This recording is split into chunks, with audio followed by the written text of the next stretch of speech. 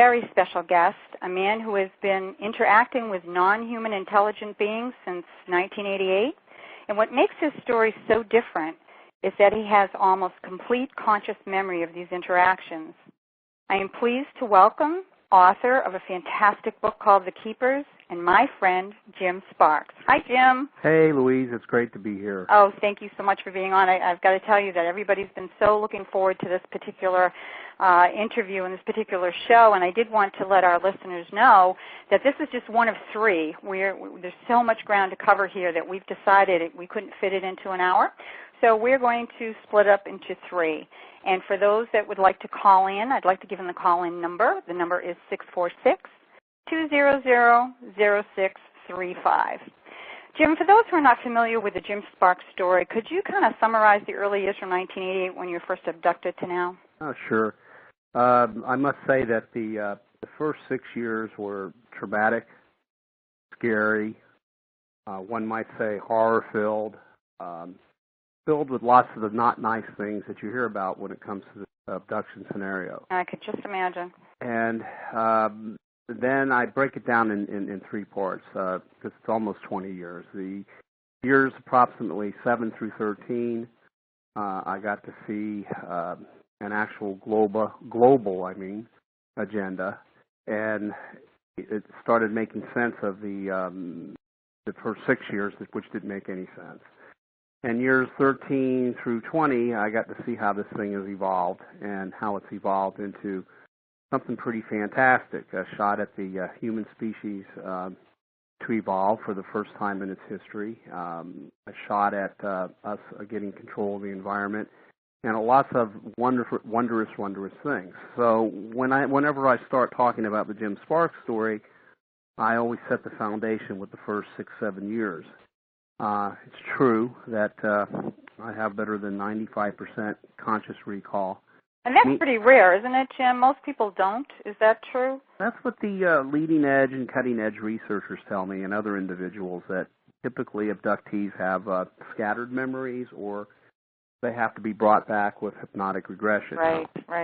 Never a hypnotic regression with me, but however, Louise, I feel that hypnotic regression is an excellent tool in the hands of the right people. Have you ever been regressed, Jim, or you just didn't bother because you have such great memory of it? Well, the closest thing to it was Bud Hopkins. I think everybody knows who he is. Sure. And I was privileged, it was several years ago, to spend a weekend at his Cape Cod home, kind of a retreat place for him to write. And when it came to my recall, he said, he started hypnotic regression in a sense when I was like 3 years old, but he concluded as we started to go that let's not go there. He says, of all the abductees I've ever interviewed and talked to and spent time with and categorized and so on and so forth, he says, according to Bud, that your memory is as if you're having a full-length conversation with someone for 30 minutes, and then 30 minutes later, someone asking you what went on without missing a beat. So it's right there. It's there. So, but to answer your question, the original question about how it all started prior to 1988, as far as I was concerned, none of this stuff was possible. I had no interest in the subject.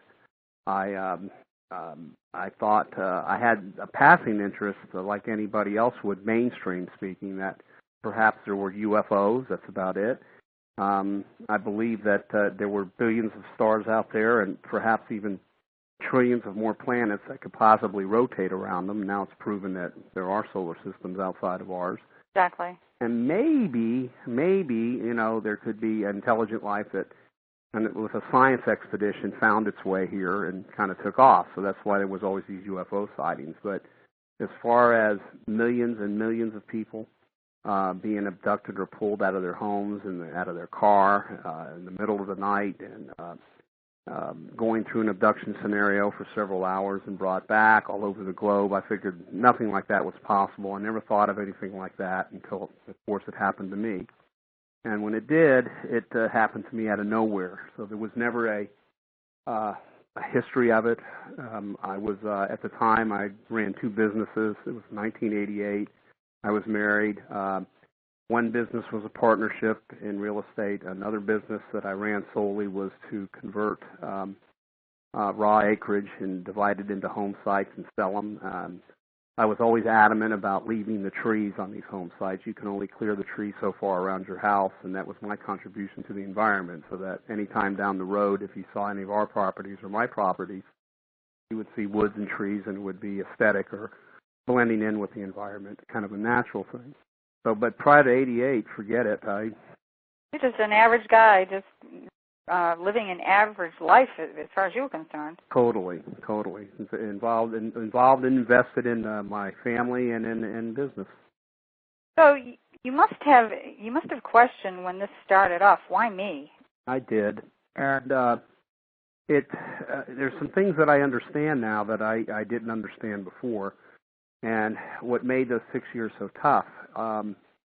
I don't claim to embrace alien culture. I have a very strong suspicion of any comment they make or any suggestion they make, even to this day. And it pretty much has to prove itself out to me before I accept it as, hey, I think this is so, what's being advised here. But in those early years, I've now learned that why they take the memory away from abductees. The species that I have been interacting with, and it was by no choice of mine in those early years, are commonly referred to as greys. But they're a lot like us in some ways, and in other ways, they're just extremely not like us. And that's why the memory is taken away, because it's traumatic, even if it was a pleasant situation. Okay. I like to list several things as to what makes it difficult. Please do. For starters, they can think anywhere from 10 to 100 times faster. Just that by itself, if you were around anybody that could think that fast, it's a bit intimidating. They're completely telepathic. I've never heard one speak. And they screen image, meaning that their minds are such that they can project images in your mind to communicate with, and in some senses create a false reality to make you comfortable, so you'll be more cooperative. I've learned how to shake that stuff off. They're leaps and bounds ahead of us, technically speaking, to where it's such a normal, everyday part of their lives that it's so far away, removed from us, that it's almost scary. Meaning that all their technology is thought activated, just purely by thought. They have the ability to travel dimensions, use dimensions to travel. I've learned through all these years that there are dimensions that occupy the same space and the same time as the one that we're in. Right. We're seeing more and more of that all the time. Mm-hmm. And they can literally go to those things. They have the ability, at whims, really, to go from point A to point B anywhere in the universe with little to no time passing. They have the technology for invisibility. They literally can walk through walls. That's why you've heard abductees say, I walked through a window when they escorted me out, or they came in through a wall. Not that it's magic.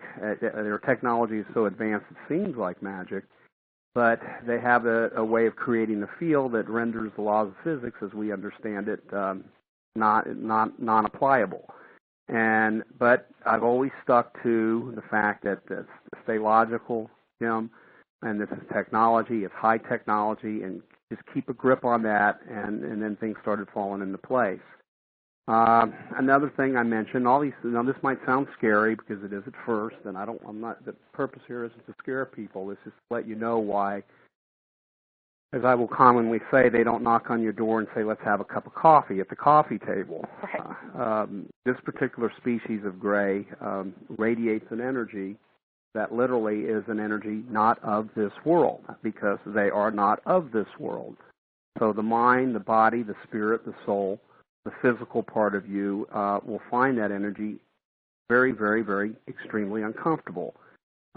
If they're within 100 feet or 150 feet, I always say don't mark me exactly on the distances, but your spine will tingle and straighten up. If they get within 50 feet, your breathing becomes rapid.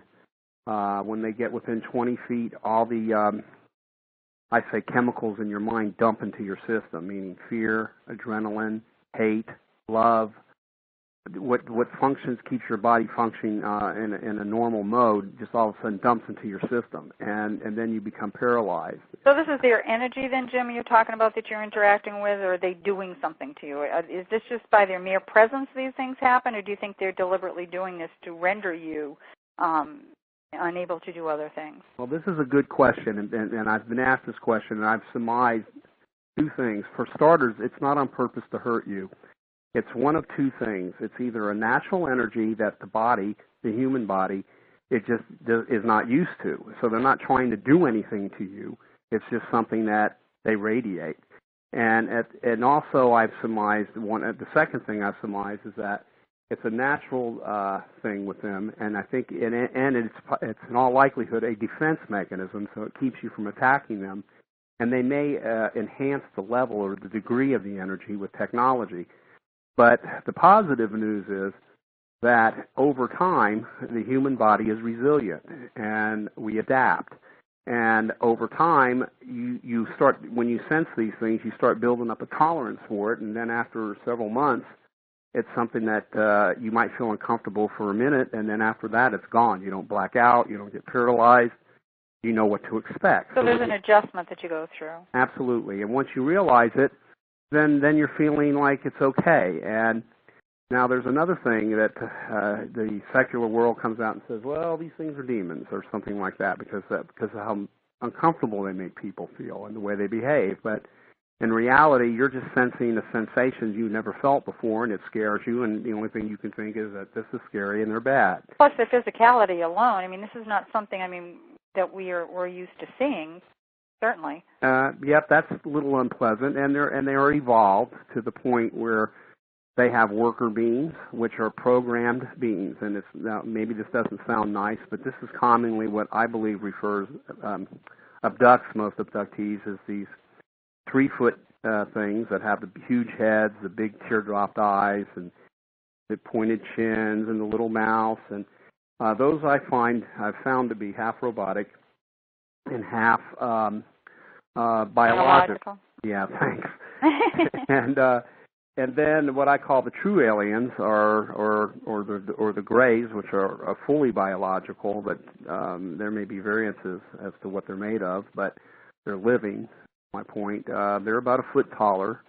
Their craniums are bigger than ours, but not as big as the worker beings. Their eyes are larger than ours, but not as large as the worker beings. And I should say that the worker beings pretty much all look the same, and you can't tell the difference. A lot of people think those are the aliens. And then the grays themselves have features that over time you start to notice. At first you don't. At first they even look alike. They're anywhere from 4 to 5 feet. But then you start to notice that their skin is leather-like in texture, and then you start seeing little wrinkles here and little wrinkles there that separate one from another. And from time to time, you'll start recognizing, if you're pulled or abducted often enough, you'll start being able to recognize them. Yeah, single one out. That hey, I remember this one from before. I got a quick question for you. When you were talking about the dimensions and these beings, are these beings, from your perspective, in our dimension? They just can control dimensional travel, or do you think they are from another dimension, or don't you know? Okay, I tend to believe from the years of experience and many abductions that I've lost count, that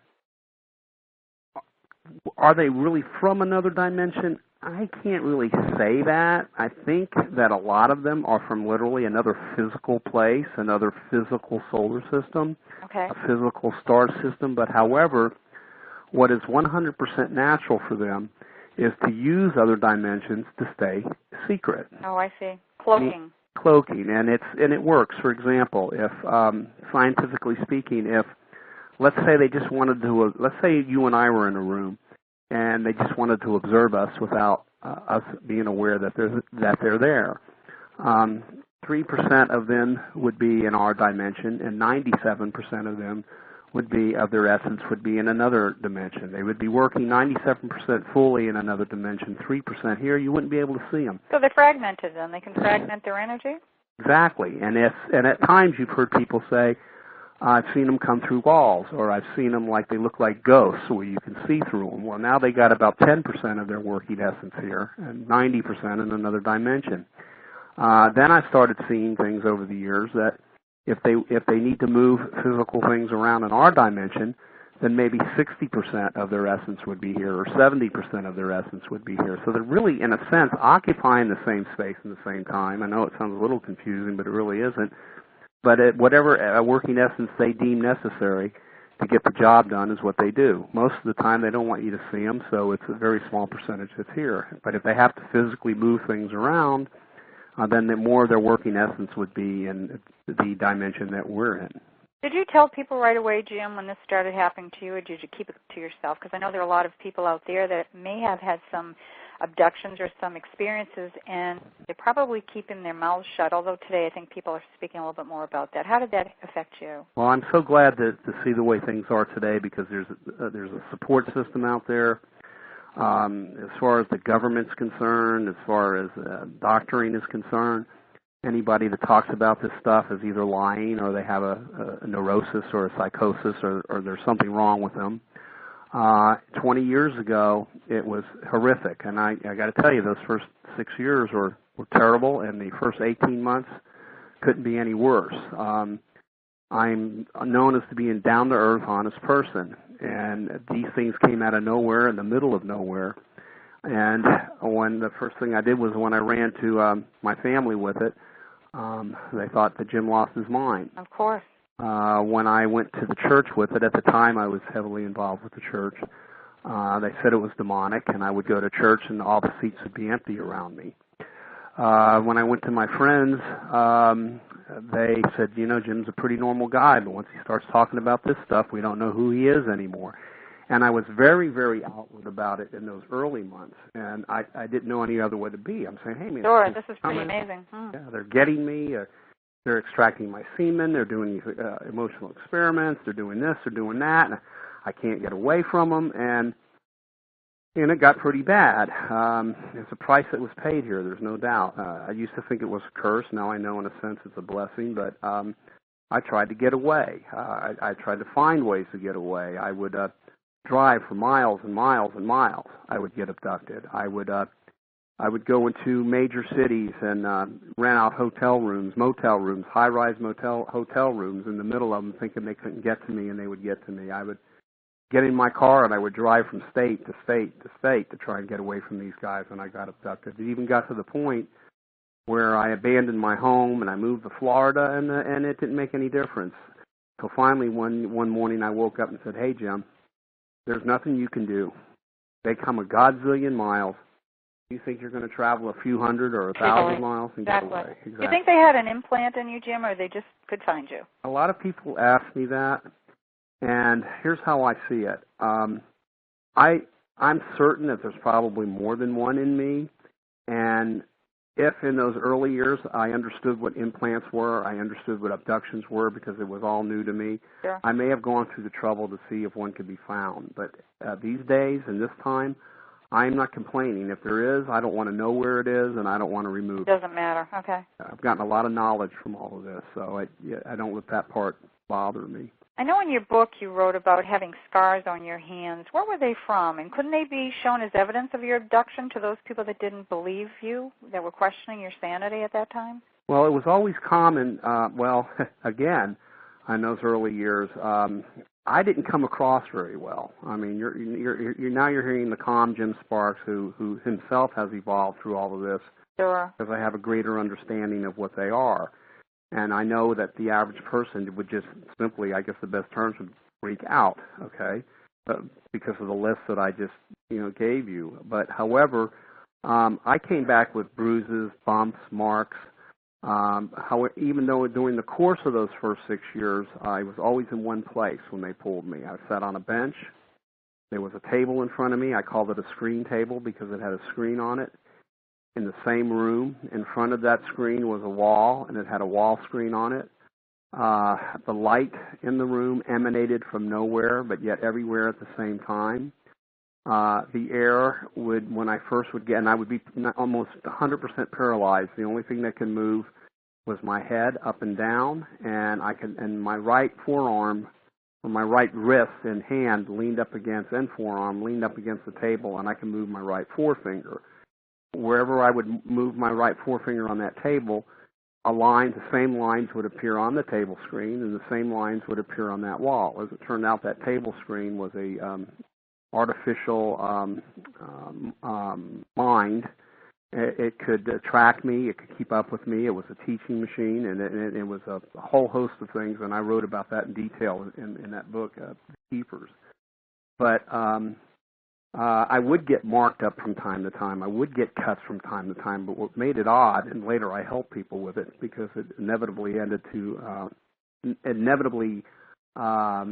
went to mass abductions, where I participated in helping in that several years down the road. But the point I'm making is whenever I'd get a cut or a bruise or a mark, which would be fresh on my body, it was mysteriously, it never went away fully, but it would be almost as if 5 days or 6 days went by and it was almost completely healed, even though you could see maybe the scab or something. So, you know what they were from, though, Jim? That's my point. To say that you had them is one thing.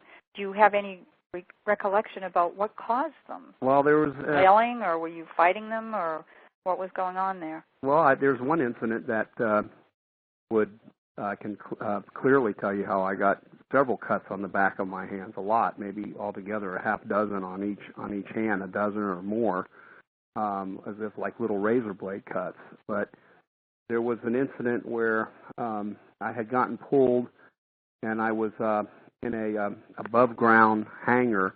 It was the desert, and by the way, in a lot of these abductions, there are humans involved, military personnel. Is that what they call MILAB, M-I-L-A-B? It might be, because, they didn't say, hi, we're that, but what I could see was uniforms and everything. They're military laboratories. Yes, and clearly officer uniforms, ET's working with them, side by side. They never hid themselves from me. And so I wouldn't say it was any particular branch, so it would be Black Op. I fondly jokingly call them the BBB, the Black Budget Boys. There's men and there's women, there's both, and they are in uniform, and some of them are in what would look like to be private fatigues uniform, others look like they're in officer's uniform. You can't directly say, hey, this is the Navy, or this is the Marines, or this is the Air Force. You can see it's a separate service, so to speak, of its own, but clearly the majority of these experiences were American people. I did see Asian on occasion. I did see Central and South American on occasion. I definitely saw all races, whether it be black, whether it be Asian, whether it be Caucasian. So there's a mixture of that, but primarily in my experiences, they were Americans, and they clearly talked English, and they never hid their faces. Well, I now know there's an agenda, and that's something we can get into the show. But going back to the cuts, I was in a situation in this hangar, and they were experimenting with these. They had people in these canisters, and the top of the canister was like a chrome, and it was maybe 9 feet high. There was a chrome part to the bottom, but instead of glass or a glass circle holding up like a jar holding these two parts up in place, it was like an invisible energy, and there was a woman in one of them. Was she alive? Were these people alive, or were Yes. Okay. And I had just gotten pulled, meaning that I was laying on a gurney, and I wasn't paralyzed fully. I was groggy, and when I sat up, I looked, and within the perimeter of this above ground, I call it a hangar. Clearly, it was a hangar. There were military guards. Their backs were up against the inside of what looked like a aluminum or steel walls. They were approximately 10, 15 or so feet apart. They had sidearms. They wore military security type clothes, and they completely covered within the perimeter of the hangar. There was a platform. I was laying on a gurney in the middle of this thing. It was sparsely, there was hardly anything in it but what they were working on. I could hear screaming engines of jet fighters scrambling all around us, above us, landing in a runway, taking off. So whatever was there was a gray there. There was personnel there, and they were experimenting with something, and they had real tight security, even with jets just scrambling, screaming engines of jets all outside this hangar. So this visitor that was obviously there was probably maybe there just momentarily or for a half hour or whatever to help them with whatever this technology was. I guess it to be some sort of teleportation. And it looked like they had gotten me first, and I was laying on this gurney, but they didn't have me 100% out of it. So when I looked over to my right, there was a platform with and there was several steps leading up to it. And I saw these canister-like things. I saw a gray, and I saw some personnel standing there, meaning a military individual, and he had rank. He was in officer's uniform, and they were doing something with this girl.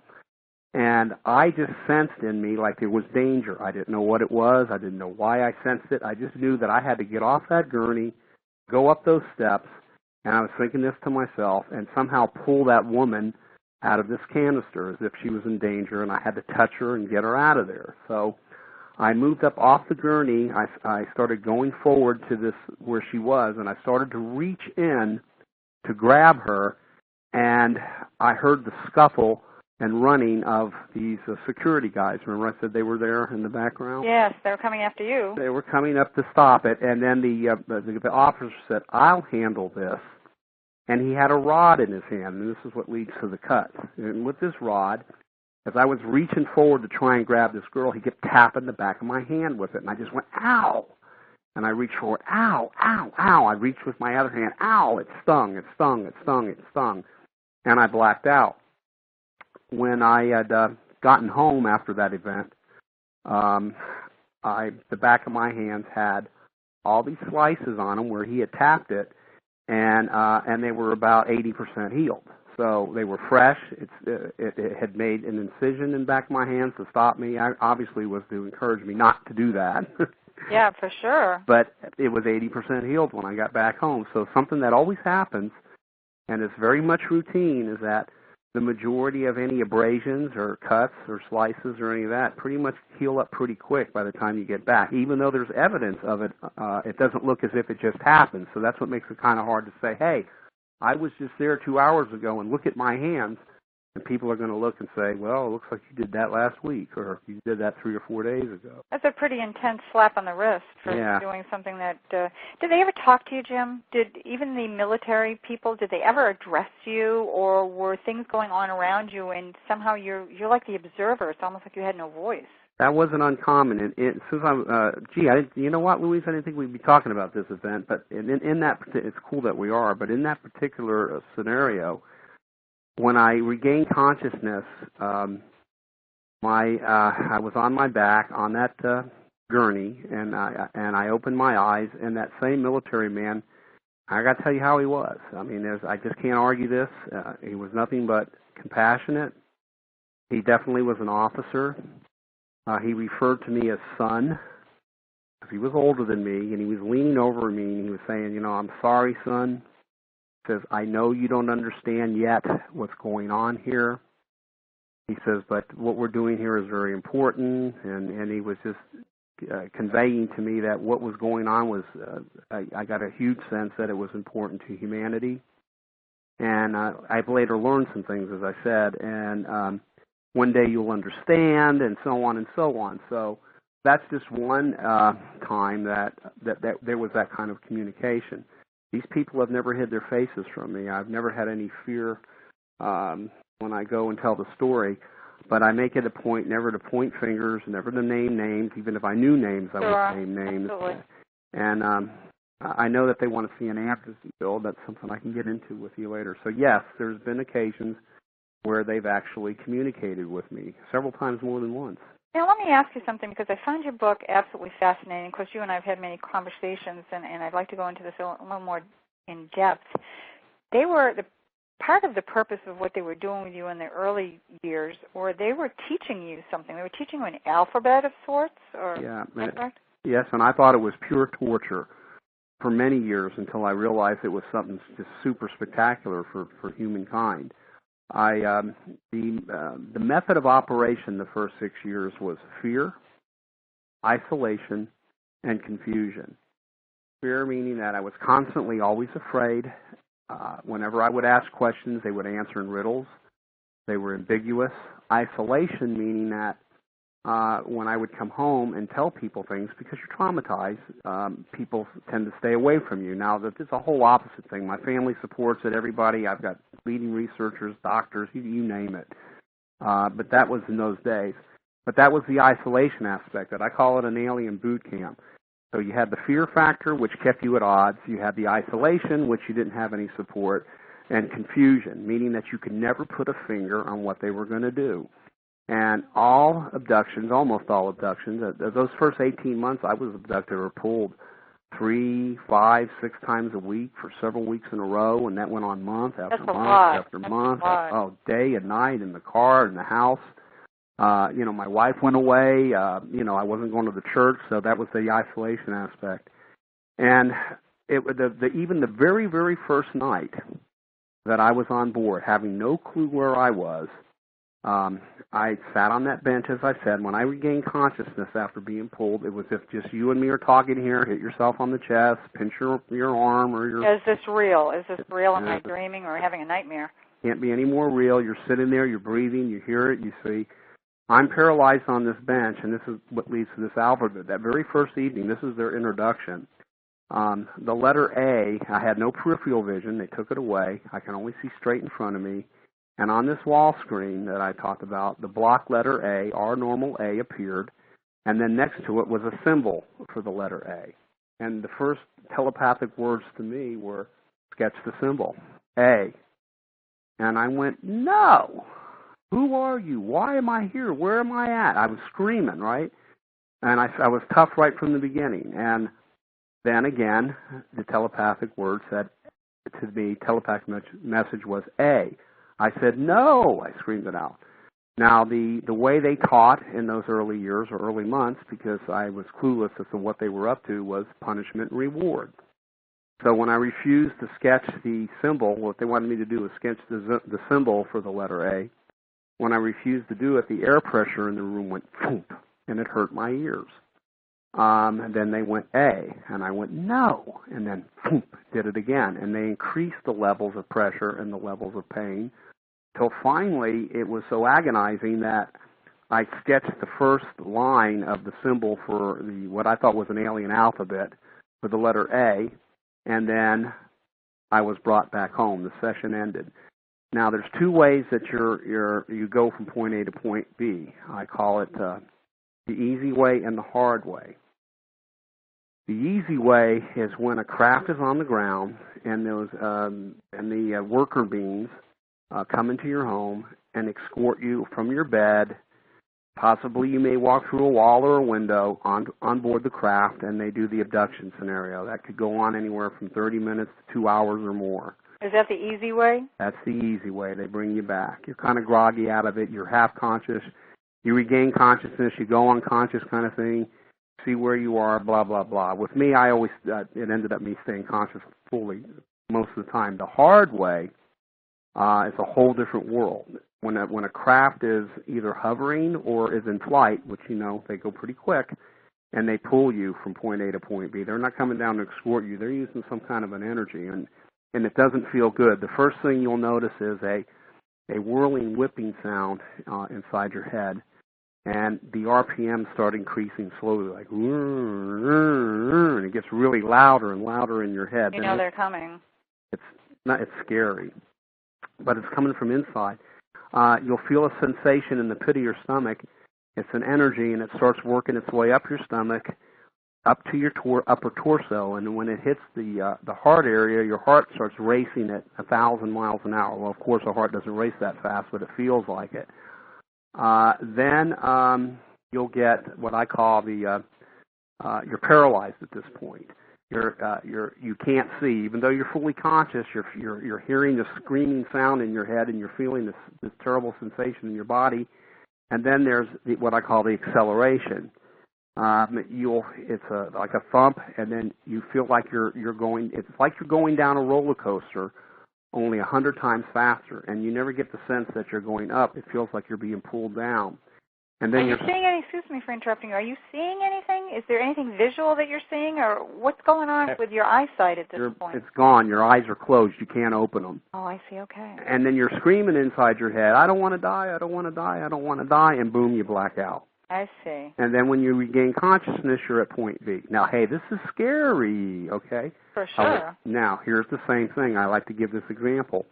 If you never were, let's say you were a person walking down the street, and I'm just going to make something up. It's going to sound silly. Let's say NASA decided to take a civilian and put them in the what do you call it? The that we send off there and comes back. I get silly for words. Not quite sure where you're going. Our spaceship, the NASA. Like the shuttle. Thank you. I wasn't sure where you were going. Yeah, well, I'm talking Heaven about. forbid we remember our own terminology. We're too alien here. Go ahead. Oh, I do that. I'm talking about a Volkswagen. Yeah, no, I'm talking about the shuttle, or maybe it's an Apollo mission, and Sure, I gotcha. The G-forces that happen to you when they lift off. I understand. And if they would have blacked you out and all of a sudden stick you in a seat and your eyes were closed and you knew nothing that was going on and you felt those sensations, you probably would feel like you were going to die, not knowing. And so basically when you're pulled from point A to point B, I'm not saying so much it's G-forces, it's whatever energy they use or technology torques your body pretty hard.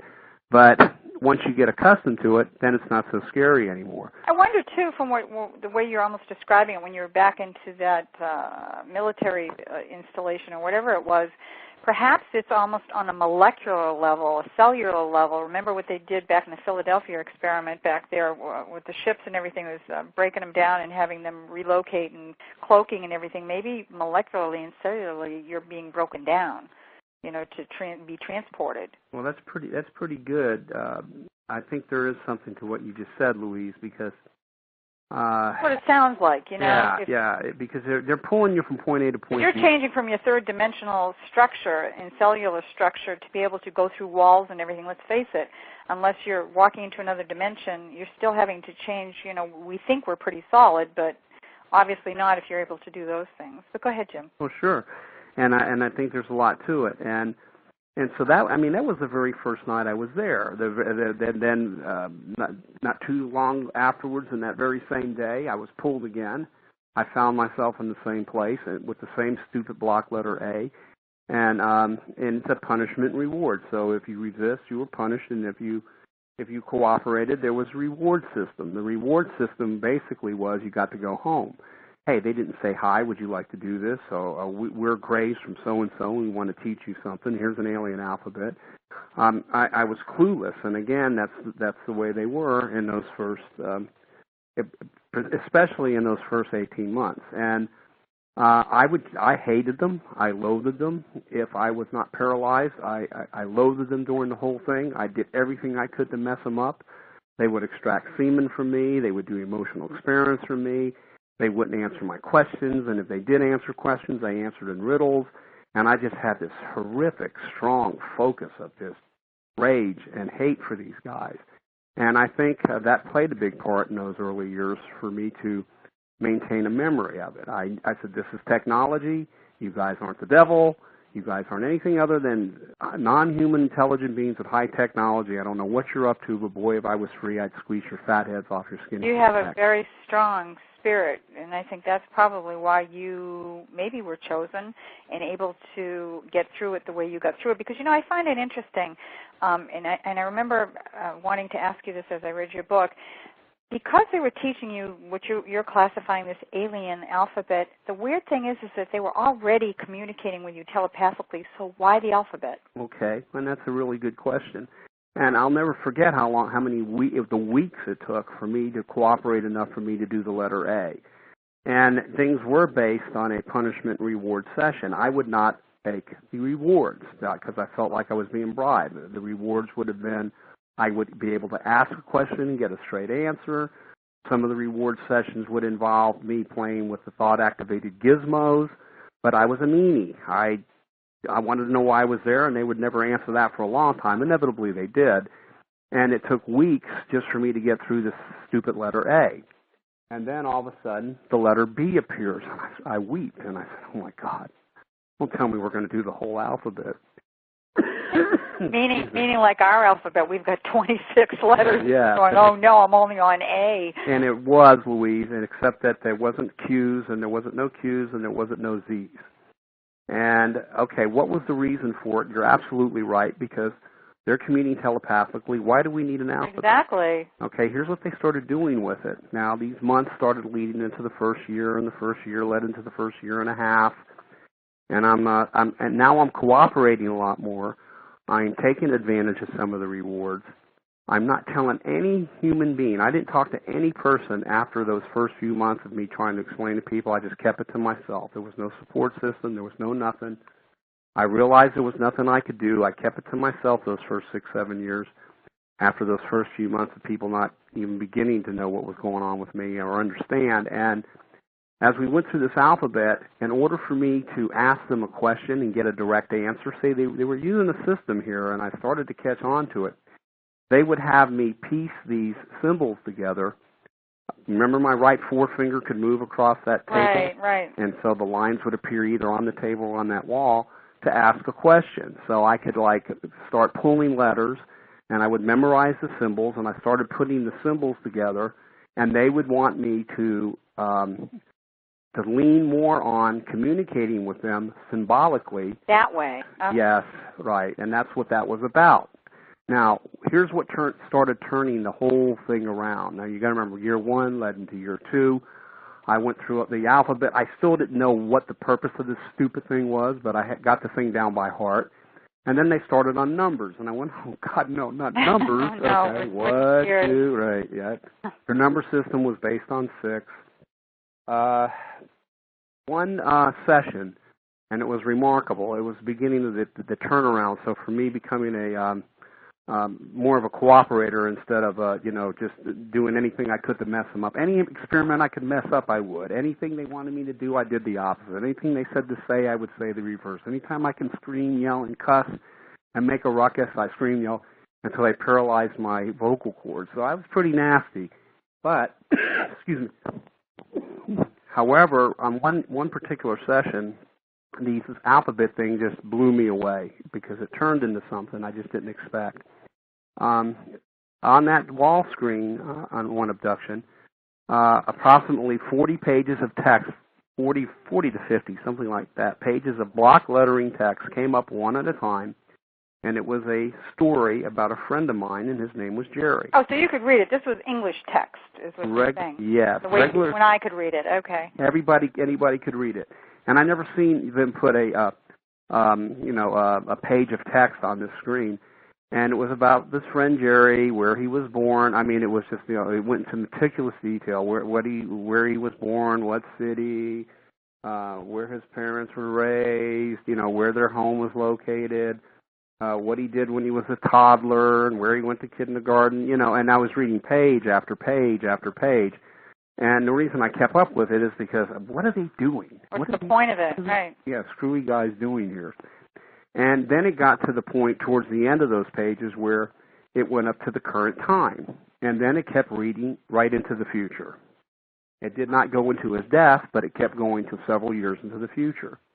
And then I said, what are you doing after the last page? What is this about? Well, then the next thing that came up on that wall was less than a half a page of those symbols that was converted the letters into the symbols. And in my astonishment, I could read that entire 40, 50 pages of text in a matter of just a few moments using those symbols. Oh, okay. And then it got even juicier. Then they came in with something the size of a 50-cent coin piece. And on that 50-cent coin piece was a shorthand version of these symbols. And they could flash that coin in front of you. It wasn't really a coin, but it was a circle thing that had them in. It was the size of a 50-cent piece, and I used coin. And the whole story within a second, as soon as you look at it, you got the whole picture. Right there on that small surface. Right in one spot. And this is something the human mind can do.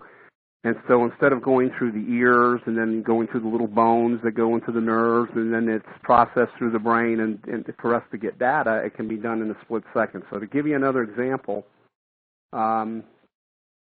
if I like to use this, like Louise, name a movie that's popular these days. Just any today. Doesn't matter what it is. Gosh, you're asking a non-moviegoer. Geez. How about Gone with the Wind? Oh, okay, you're going back. All right, Gone with the Wind. Let's take it. I don't know the current ones either. You caught me there. But Gone with the Wind, as soon as you say Gone with the Wind, I'm sure all your listeners, all of a sudden that movie flashes in your mind. You see You see the whole movie with Clark Gable, everything that went. So your mind is capable of, within a second, seeing that whole movie and even the emotions. Correct. Now, what they could do is they could take a movie you've never seen. So I'll make one up. Like I like to use Independence Day. Okay. Okay. Well, people probably have seen it. Again, if you've never seen that movie and they flash it, once you understand this conversion and they flash it in front of your face, bam, you're going to get the whole movie, even though it's a 2-hour movie, everything about it. So it's like a block of thought. It's not like having to go through the whole thing. It's like a block of thought. Exactly, and comprehend it all. So now I started seeing things here. It started coming to me like, man, now I can see why these guys were doing this. This is phenomenal. It houses the, and I wrote it all down in detail. They wouldn't let me write for over 6 years. I wasn't allowed to write a symbol at home. I would get punished. I mean, I was like a baby boy. They treated me like a kid in those first 6 years, meaning that if I wrote a symbol down at home and the next time they abducted me, it was punishment. You know what the punishment would be from time to time? I would find myself sitting in front of that table, paralyzed, and they would ignore me for hours. Really? You're not supposed to write this down. So it's another deprivation. Yeah, you know better, okay? And then, of course, I was stubborn, and I went through I'd write a page of something, and then I would get pulled 2, 3, 4 times, and for hours they would ignore me in each section. So I finally said, all right, they don't want me to write this stuff down. But after the 6 years, they said, go ahead and write.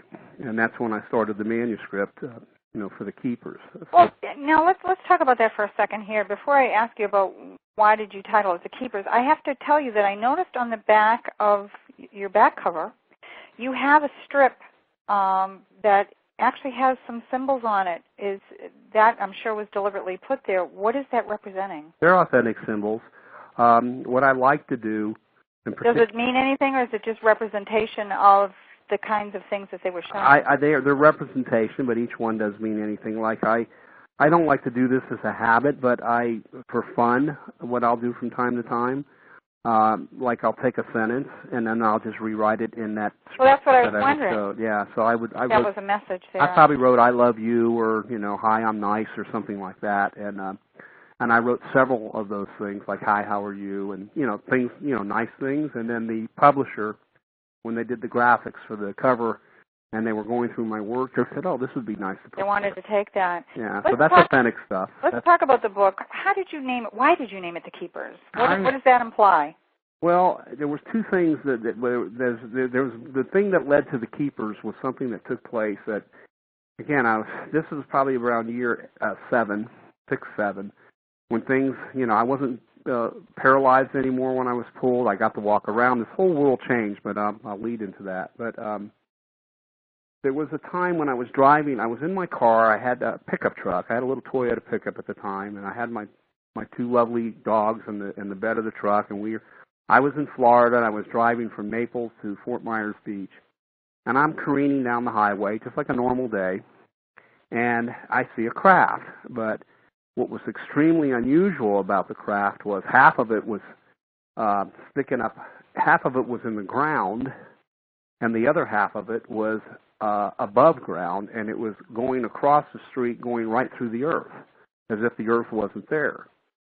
So here I am in my vehicle, and I just put my foot on the brakes, and went, oh my God, what's this? What's this one about?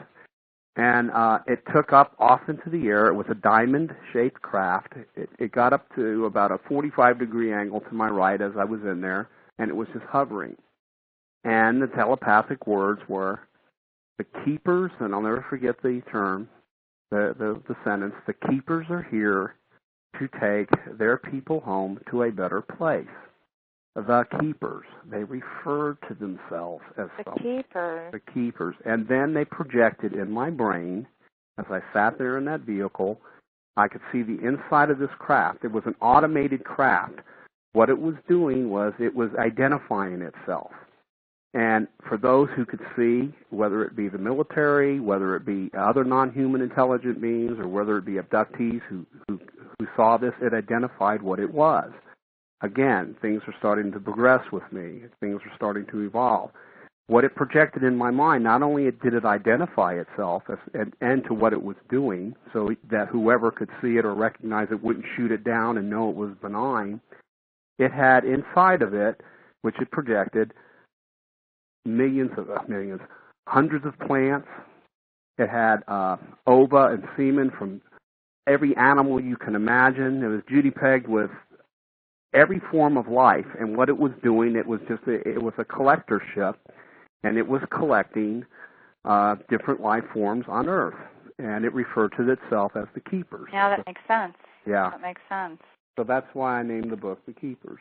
Jim, we have some time left. We've got about probably a little under 10 minutes. I wanted to just jump a little bit to some other things because clearly this is, as you and I had discussed, this is why we're going to do 3 segments instead of 1. We are just touching a little bit of what happened in those first years. Mm-hmm. But I do want to move just a little bit and tell our listeners what's coming up for you very shortly, what speaking engagements you have. Also, I want to promote your book and tell them how they can get a copy of The Keepers, which I highly recommend. I've read it twice.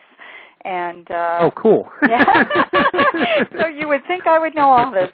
But so if someone wanted to get a copy of The Keepers, how do they go about that? Well, we did something special for your show. I asked my webmaster to do it. If you go on to jim-sparks.com or jim-sparks.com, whatever you're more comfortable with, the hyphen or the dash. I tried to get jimsparks.com, and that was taken. But anyway, jim-hyphen. We put together a button for listeners of your show, and you can pick up a copy of the book, The Keepers. And we also have a DVD. It's, well, when I say we, a DVD was produced in a format of a documentary called The Visitor Phenomena, and they can enjoy that. And as the shows go on with us, I should tell you that we are forming a foundation called Your Earth. And I know the folks don't know what I mean by Your Earth relative to the things you and I have just been sharing with your audience. Yes. But as the show goes on, I'm going to show how this evolved into something where humanity can really evolve, and it has everything to do with what's going on today with this UFO phenomena. Do you have anything is there any site yet that they can go to get more information, or is that a work in progress? I'm being very, very picky about it. Okay.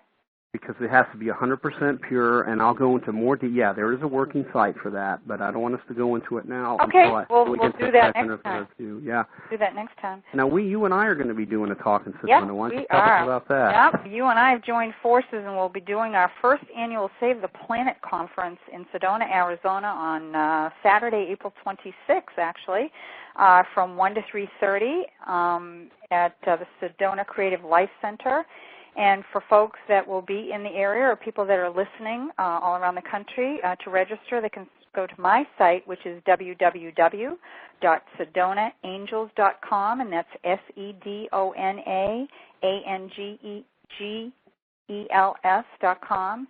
It's your and my intention, as we had set up, to wake up those who remain cosmically asleep, while encouraging others who desire to become more fully conscious beings and are willing to engage in a responsible accountability for saving and rejuvenating our destabilized planet's ecosystem.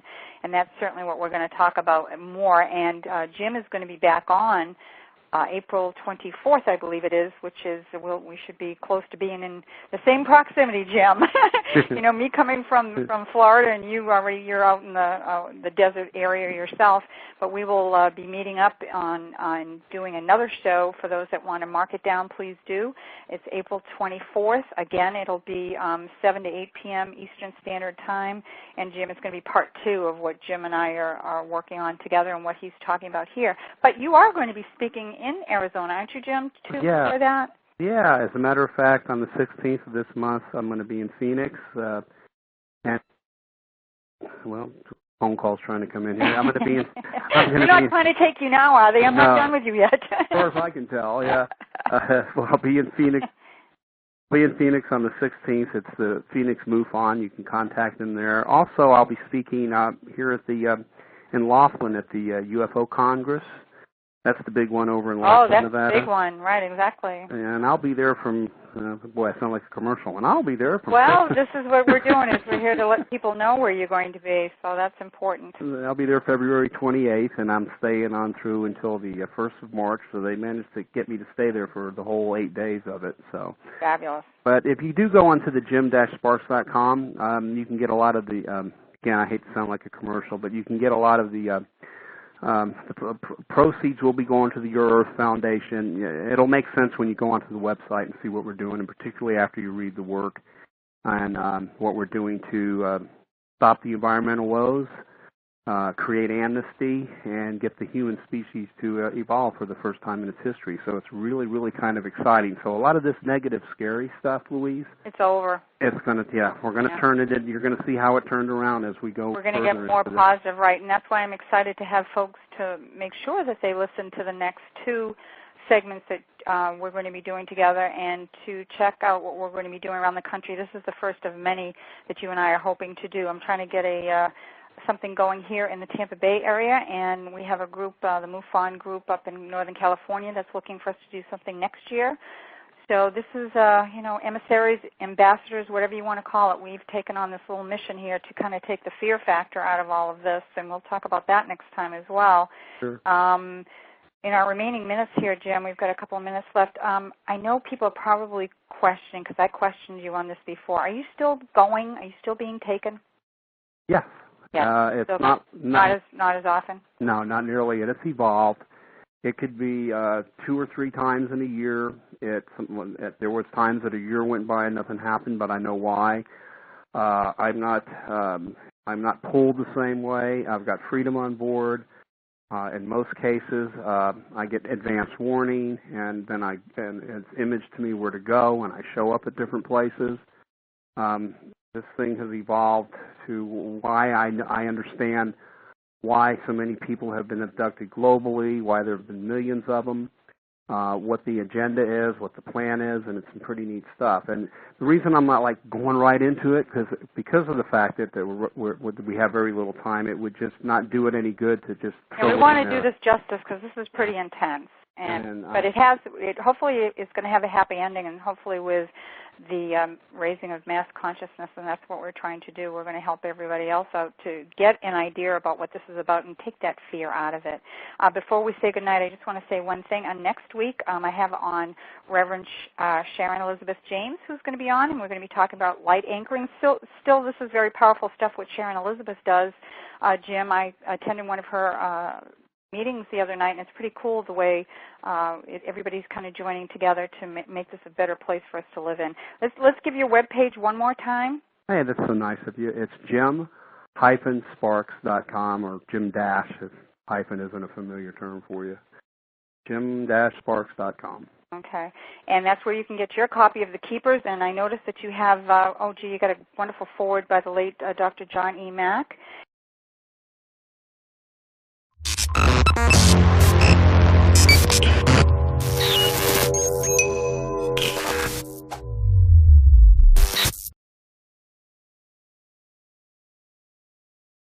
Very special guest, a man who has been interacting with non-human intelligent beings since 1988. And what makes his story so different is that he has almost complete conscious memory of these interactions. I am pleased to welcome author of a fantastic book called The Keepers, and my friend, Jim Sparks. Hi, Jim. Hey, Louise. It's great to be here. Oh, thank you so much for being on. I've got to tell you that everybody's been so looking forward to this particular interview and this particular show, and I did want to let our listeners know that this is just one of 3. There's so much ground to cover here that we've decided we couldn't fit it into an hour. So we're going to split up into 3. And for those that would like to call in, I'd like to give them the call-in number. The number is 646-200-0635. Jim, for those who are not familiar with the Jim Sparks story, could you kind of summarize the early years from 1988 when you were first abducted to now? Oh, sure. I must say that the first 6 years were traumatic. It's there. So, but to answer your question, the original question about how it all started prior to 1988, as far as I was concerned, none of this stuff was possible. I had no interest in the subject. I thought I had a passing interest, like anybody else would, mainstream speaking, that perhaps there were UFOs. That's about it. I believe that there were billions of stars out there, and perhaps even trillions of more planets that could possibly rotate around them. Now it's proven that there are solar systems outside of ours. Exactly. And maybe, there could be intelligent life that and it was a science expedition, found its way here and kind of took off. So that's why there was always these UFO sightings. But as far as millions and millions of people being abducted or pulled out of their homes and out of their car in the middle of the night and going through an abduction scenario for several hours and brought back all over the globe, I figured nothing like that was possible. I never thought of anything like that until, of course, it happened to me. And when it did, it happened to me out of nowhere. So there was never a history of it. I was, at the time, I ran two businesses. It was 1988. I was married. One business was a partnership in real estate. Another business that I ran solely was to convert raw acreage and divide it into home sites and sell them. I was always adamant about leaving the trees on these home sites. You can only clear the trees so far around your house, and that was my contribution to the environment, so that any time down the road, if you saw any of our properties or my properties, you would see woods and trees and it would be aesthetic or blending in with the environment, kind of a natural thing. So, but prior to 88, forget it. You're just an average guy, just living an average life as far as you were concerned. Totally. Involved and invested in my family and in business. So you must have questioned when this started off, why me? I did, and there's some things that I understand now that I didn't understand before, and what made those 6 years so tough. I don't claim to embrace alien culture. I have a very strong suspicion of any comment they make or any suggestion they make, even scary, one might say horror-filled, filled with lots of the not nice things that you hear about when it comes to the abduction scenario. I could just imagine. And then I break it down in three parts because it's almost 20 years. The years approximately 7 through 13, I got to see an actual global agenda, and it started making sense of the first 6 years, which didn't make any sense. And years 13 through 20, I got to see how this thing has evolved and how it's evolved into something pretty fantastic, a shot at the human species to evolve for the first time in its history, a shot at us getting control of the environment, and lots of wondrous things. So whenever I start talking about the Jim Sparks story, I always set the foundation with the first 6-7 years. It's true that I have better than 95% conscious recall. And that's pretty rare, isn't it, Jim? Most people don't. Is that true? That's what the leading edge and cutting edge researchers tell me, and other individuals, that typically abductees have scattered memories, or they have to be brought back with hypnotic regression. Right. Never a hypnotic regression with me, but however, Louise, I feel that hypnotic regression is an excellent tool in the hands of the right people. Have you ever been regressed, Jim, or you just didn't bother because you have such great memory of it? Well, the closest thing to it was Bud Hopkins. I think everybody knows who he is. Sure. And I was privileged, it was several years ago, to spend a weekend at his Cape Cod home, kind of a retreat place for him to write. And when it came to my recall, he said, he started hypnotic regression in a sense when I was like 3 years old, but he concluded as we started to go that let's not go there. He says, of all the abductees I've ever interviewed and talked to and spent time with and categorized and so on and so forth, he says, according to Bud, that your memory is as if you're having a full-length conversation with someone for 30 minutes, and then 30 minutes later, someone asking you what went on without missing a beat. So it's right